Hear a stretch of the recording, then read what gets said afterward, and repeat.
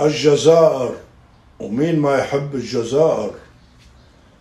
تحتل الجزائر المرتبة الثانية باحتياطي النفط والغاز الطبيعي في افريقيا، والمركز السادس عالميا. تشتهر الجزائر بالفحم والحديد واليورانيوم. يا جزائريين، بلدكم غنية، وين عم تروحوا على الفلوس؟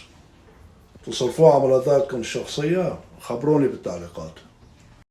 أهم معالم الجزائر السياحية: مقام الشهيد، بلد المليونين شهيد، حديقة التجارب، كاتدرائية نوتردام إفريقيا، وغيرها من المناطق السياحية الخلابة. الشعب الجزائري الكريم الجميل، الشهم، هذا ما تشتهر به الجزائر. تحية للجزائر وأهل الجزائر، وإن شاء الله يا جزائريين بصير عندكم وكالات سيارات، وأنتم تستاهلوا، وسيارات رخيصة لكل الجزائريين، لأن الشعب الجزائري بيستاهل.